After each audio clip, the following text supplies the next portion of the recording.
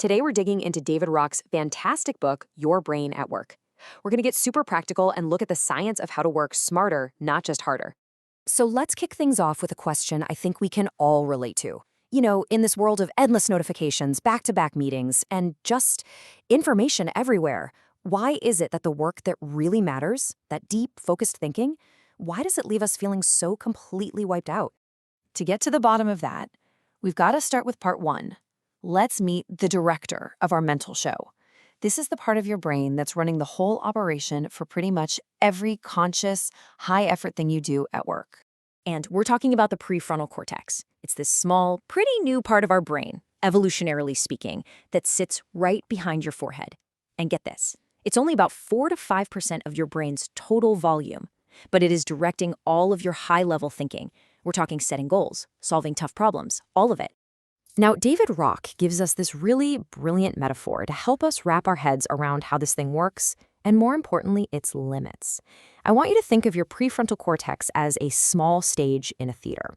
All the information you're paying attention to, from the outside world, or even just your own thoughts, they're the actors on the stage. Okay, but here's where it gets really interesting. This stage, it comes with some pretty serious limitations. And that brings us to part two and the very first critical limitation. This mental stage is incredibly energy hungry. Think about it. Every single time you use this stage, whether it's to make a decision, solve a new problem, or even just fight off a distraction, you are burning through a huge amount of metabolic fuel, like glucose and oxygen. It's a totally finite resource, kind of like a phone battery that just drains and drains all day long. And this chart just lays it out perfectly. See, not all thinking is created equal. The routine stuff, yeah, that's handled by other parts of the brain. It's pretty energy efficient. But those high-level tasks, like wrestling with a new problem, and especially prioritizing, juggling all those complex projects, that is the most draining work of all. It is the black diamond ski run for your brain. So what do? The key is to manage this energy like a pro. Do your most demanding task, figuring out your priorities, first thing in the morning when that battery is at 100%.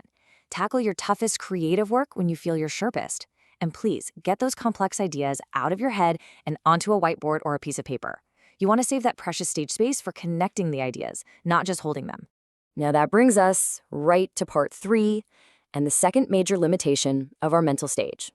And this one explains that feeling we all know so well, that sense of being completely overwhelmed when you're trying to juggle too much information at once. And the reason is, the stage is just incredibly small. Yeah, as much as we'd love to think we're amazing multitaskers, the research suggests our mental stage is, well, it's tiny. It can really only hold and work with about 4 new chunks of information at any given time. That's it, just 4. And let's be clear, this has nothing to do with your long-term memory, which is massive. This is all about your active, conscious workspace. Trying to juggle more than 4 complex ideas at once is like trying to cram a dozen actors onto a stage built for a quartet. It's just chaos, and really important ideas start getting pushed right off.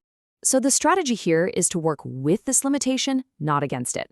First thing, simplify. You've got to break down complex problems into their absolute core elements. Second, you chunk related info together. So a chunk might be something like Q3 marketing plan. It's one actor, but it represents a whole bunch of ideas. Then you just bring a few of those main actor chunks onto your stage at a time. All right, let's move on to part 4 and the third and final limitation of our mental stage. In this one, it completely demolishes one of the biggest myths of modern work, the whole idea of multitasking. The neuroscience on this is just crystal clear. Your stage can only run one conscious, attention-heavy scene at a time. Research from people like Harold Patchler shows that trying to do 2 thinking-heavy tasks at once doesn't just slow you down, it can literally tank your mental performance. You see, what we call multitasking is actually rapid, energy-burning task switching.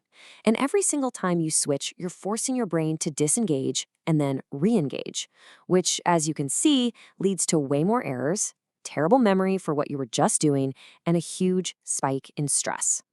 Single tasking isn't a preference. It's just how our conscious brain is wired to work best. So, the most powerful thing you can do is to just embrace this reality. You've got to dedicate real, focused, uninterrupted blocks of time to your most important work. Turn off the notifications, close all those extra tabs, and just give one important scene your full, undivided attention. I promise you'll get better work done, faster, and with way less mental strain. So, let's pull all of this together in our final section, Part 5 Becoming a Better Director. What does all this brain science actually mean for you day to day? How can understanding these limits help you work and feel better? Well, it really just boils down to these three simple biological rules of the road. Your mental stage is energy hungry, so you've got to protect that energy for what truly matters. It's small, so you have to simplify and chunk down your work. And it's a single tasker, which means that focus is your absolute superpower. By respecting these limits instead of constantly fighting them, you can actually stop feeling so overwhelmed and start being deliberately, intentionally effective. You can get more done with so much more clarity and a whole lot less stress. So the only question left is, what's the one thing you'll do tomorrow to be a better director of your own stage?